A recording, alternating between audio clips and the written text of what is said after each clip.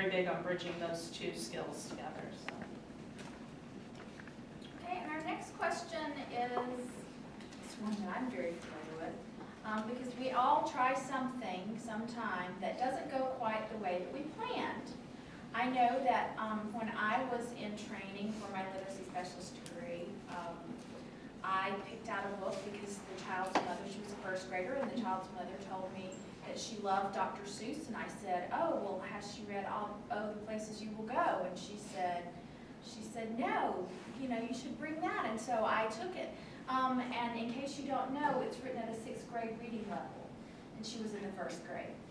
And I started off with, let's read this book, and then it went to, okay, I'm going to read a line, and then you try reading the same line. You try to read the same way I do, with echo reading. And then it went to a picture walk. Then it turned into, you know, let's try to come up with words to describe a picture in the book. And she was a lovely child, but she's probably still scarred to this day after that experience. So, you know, what sorts of things have you experienced, and how do you recover from that? Because, you know, I had, fortunately, in my purse, I had some stickers, and we played a sticker game afterward, so that I was hoping she wouldn't really be scarred for life. So you can't top that one, can you? Because it was so bad. I was humiliated. I had to write that up for my faculty member, too, about how awful that experience was, and how I was a horrible, horrible literacy specialist. I try not to remember.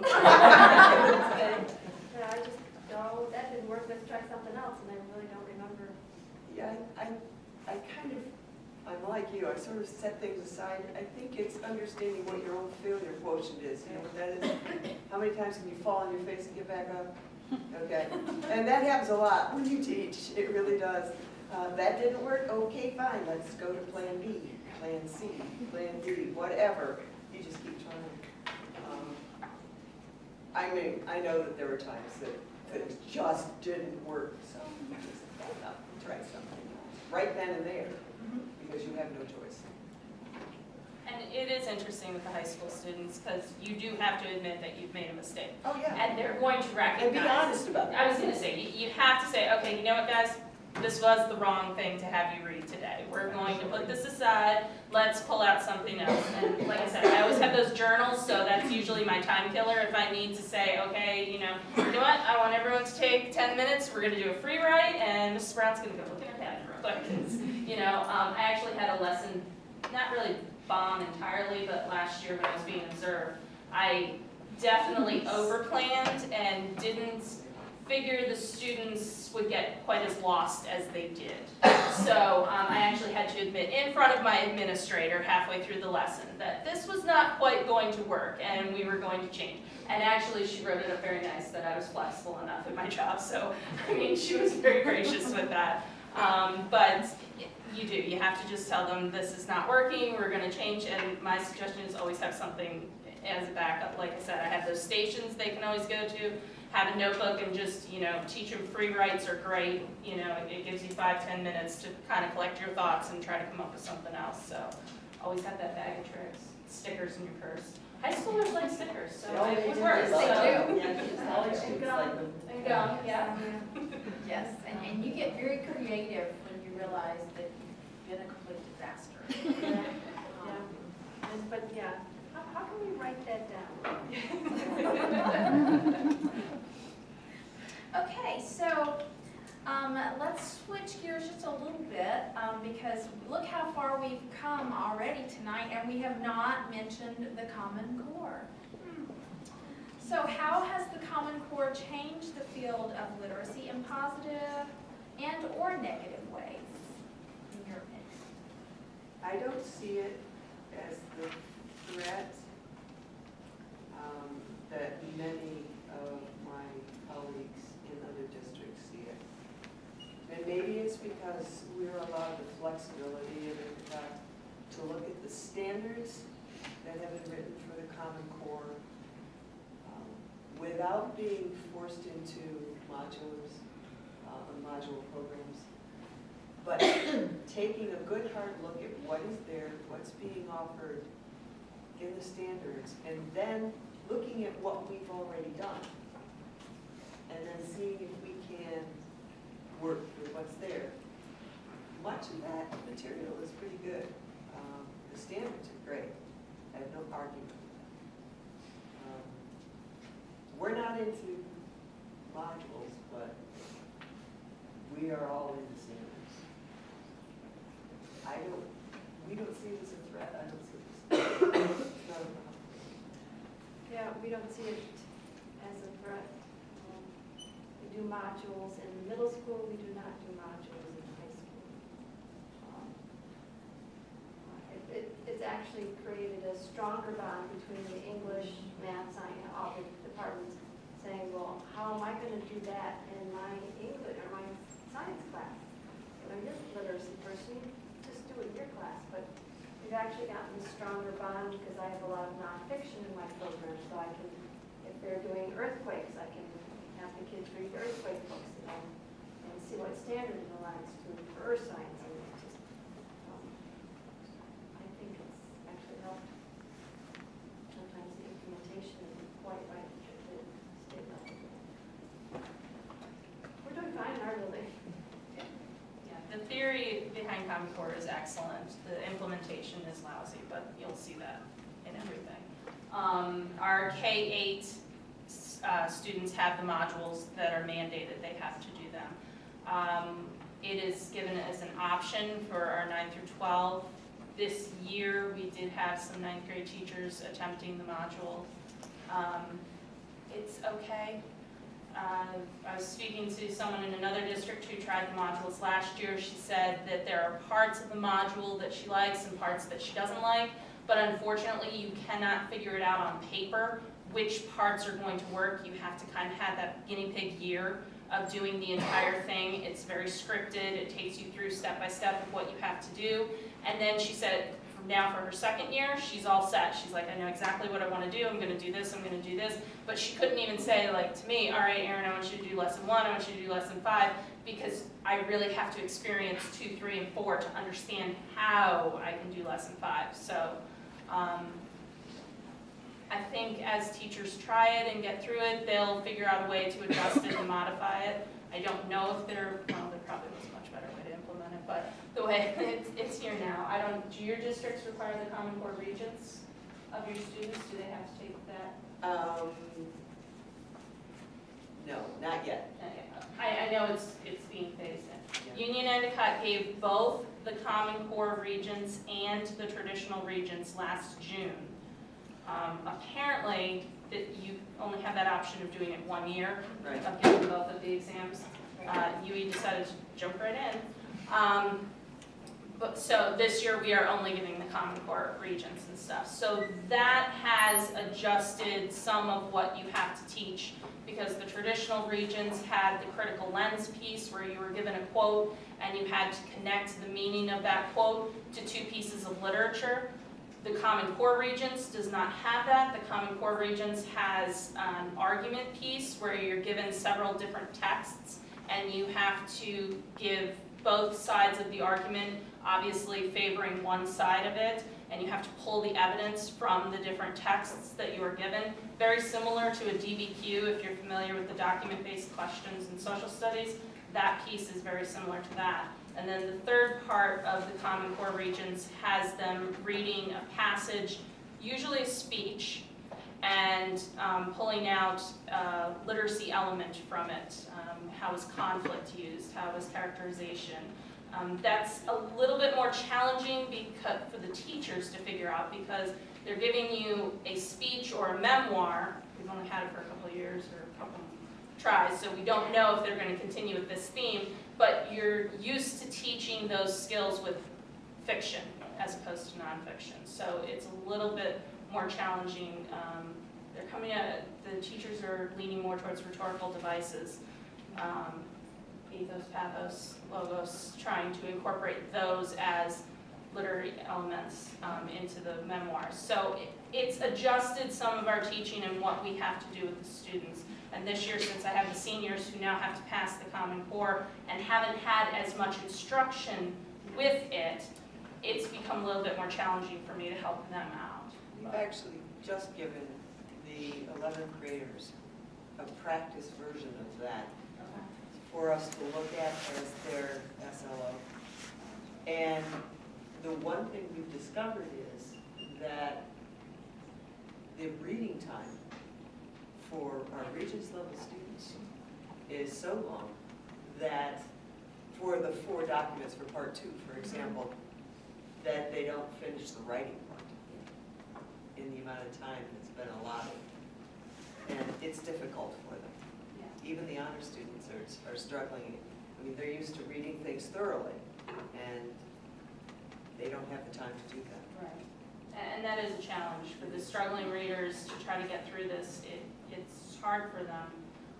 On the flip side, there are some students who are doing better with it because they don't have to remember as much. Like I said, on the traditional Regents, they had to remember those literature stories that they read. They had to remember Great Gatsby, Macbeth, Romeo and Juliet, and they had to be able to connect those characters, that plot, to the quote that they were doing. The Common Core, all the information is there for you. It's very lengthy, it's very time-consuming for them to read it properly, but it is all given to them, so. Yeah, but then you have to meet the task. Yeah. Yes. Yeah, we gave the traditional Regents last year, this year we're just going Common Core. Give the Common Core to. We give all of the 11th grade cohort has to take the Common Core Regents in January. And those that failed it or want to get a higher grade take it too. But then again, I know Denise what it was. English Regents is the only Regents that you have to take it in your 3rd year of high school. The others you can take when you take the class. So if you are a 9th grader and you failed 9th grade English, if you're in 3rd year high school but you're still in 9th grade English, you still have to take the 11th grade Regents in your 3rd year of high school, not when you're taking your 11th grade or your day certificate. Yeah. So those are also the students that I work with. We all work for you. Yeah, that you have to work with those students intensely. I do from once they get back from Christmas. This is what it looks like. They've been working on it all year, but once January hits there, this is the test you're taking. It's hard for kids that haven't had the writing practice in their 10th and 11th grade classes. They have been prepping it their whole first semester in 11th grade English for it. So it's a hard test for the kids, but I think this new one might be, except for the reading, might be a little bit easier. Well, speaking of assessments, we're going to go back, Erin, and pick up that question that you were asking about. So is your district fluid in allowing you to select assessments that you prefer, or do they mandate which ones you use? My district is very open. Because we don't have the Read 180, we don't have any programs like that after 8th grade. So it's up to me what assessments I want to give the students and how I want to judge them. So a lot of them are self-created because that's what's going to help me the most. I do a Gates reading test at the beginning of the year just to give me a standardized set, but for the most part, and then I do it again mid-year at the end of the year. But for the most part, I'm using my own created things. We do have quarterly assessments that all the English teachers give, which are snippets of the Regents. It might be a reading passage with comprehension questions. It might be a smaller version of the argument piece where they're looking at 2 texts instead of 4 or 5. So the English teachers give those, and I will also use that data. It's required district-wide for the English teachers to give it, but not for me to give it, because it would just be giving them the same thing, so they're already getting it in their English. As far as the reading program goes, I'm free to do whatever I want in that as well. So. I'm not mandated, but I just use the, it's called called the Scholastic Reading Inventory because it helps place the kids in the Read 180 program, System 44. We give it to all of our incoming sixth grades. It's given at the end of fifth grade, so we know which students will need Read 180 System 44 in sixth grade. And it's given every year up through 10th grade. It's uploaded. We have an attendance program called School Tools, it's a grading program, and all the SRI scores are up on School Tools. So if a teacher wants to break up a tool that circles, you can divide the kids according to the level class. We just use SRI, it's something we just, it's there, so we use it. We no longer have one. We fall back on the state exams. And the SLOs that the teachers get. And as an English teacher, I have 2 SLOs that I give. One of which I put together because they teach grammar, usage, and style. And so that gives me a really good idea about a kid's understanding of writing and the parts of speech, parts of sentences. The other one is for my reader's workshop class. And then I have fallen back on some of the standard exams, ECWAL. I've used pieces from several different pre-made assessments, looking for the things that I think will cover the most information, because it's a very diverse class, and I have everything from kids with IEPs to kids who decided, I won't take an AP this year. So you really have to kind of cover the range and see where they are, and then see where they are at the end. Speaking of, how do you evaluate students' progress at the secondary level? How much of it is anecdotal records, just watching them, making just Ours those is almost observations? totally anecdotal in the reading and writing lab. We keep, the students keep a log, a daily log. We check it, we comment on it, we go back and look at it at the end of a 5-week time period. And that's where our assessment comes from for their progress reports. But it's all anecdotal. Ours is somewhat anecdotal, some of it's the SRI scores, some of it, part of the program is the reading counts quizzes. Most of it is they want to get out of AIS or ACLAB so that they have to keep their grades up. They have to work in their content classes. For me, I no longer have to ask them, is your work done? Do you have any help? They'll just come in and sit down and do it and ask me for help. So then I think, okay, we're becoming independent. That's what I try to do first, when the students begin to become independent.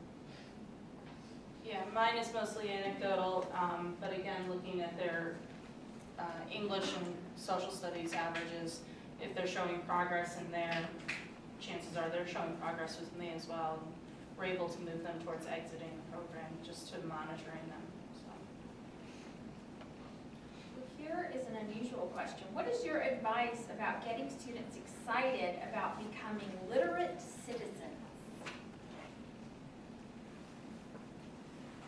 Find something that they're interested in, like when I pull out the driver's manual or, the hunting things.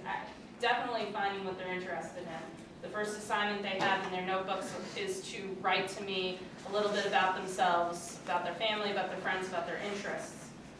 They also create what I call a nameplate, and I just give them a paper plate, they put their name in the middle, and then they have to have 5 or more words that are connected to them.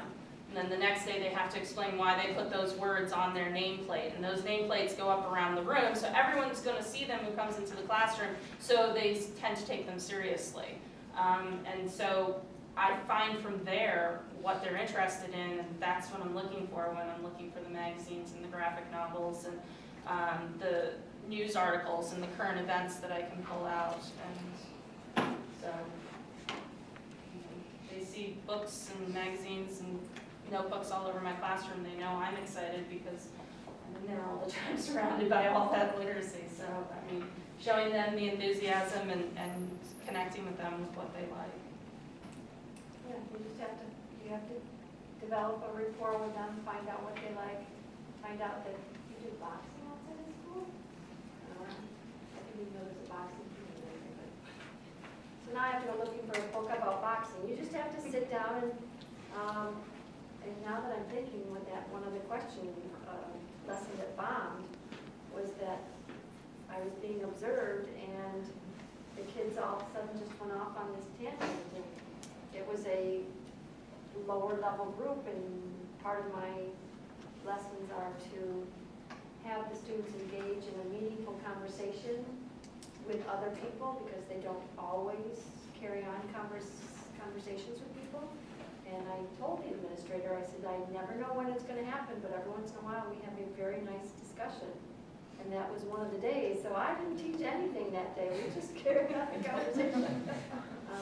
But you have to do that to get to know the kids and know what they want to do, where they want to go, and pick out books and materials from that point on. Once they know that you care about them and what they want to learn, they're willing to work. That's a huge piece, knowing that you care about them. The other thing I've discovered over the years is that students don't like to feel stupid. They really want to see themselves in a positive light. 2 weeks ago, I was in a local store, and I heard someone say my name, and I turned around, and it was a kid that I had in AIS 4 years ago. And he was there with his wife, who had also been in that same section, with their little boy, who was about, I don't know, 16, 17 months. And in the guy's hand was this pretty hefty manual. I said, what's that? He says, well, you know, you did say I had to learn, so I guess I better figure this out, huh? It was some, thing that he wanted to build or work on. And I said, Japers, I'm not sure I could get through it. He says, it's not so bad. But the point was, when I first got him as a 9th grader, he wouldn't read anything. So you do have to build that rapport. You have to find some way of reaching out. Sometimes you have to let them pick on you a little bit. It's interesting. You walk into class and you got a 9th grader and, hello. Yeah. Wow, 6'4", and you haven't stopped growing. Okay, good. But you try to build a connection. If they trust you and believe that you care about them, you can get a long ways. Sometimes you have to stand in a cold, rainy football. Oh, geez, yes. Those are the worst. Yes, because they will ask you, did you see me? Yes. And take a picture. Oh, yeah. Yes. Oh, yeah. Yeah, That's for the sport. first 20 minutes. I was there, I got your kick. I watched that. Well, we have more formal questions here, but I wanted you all to have an opportunity to ask specific questions that you might have based on what you've been hearing. While we have the experts here.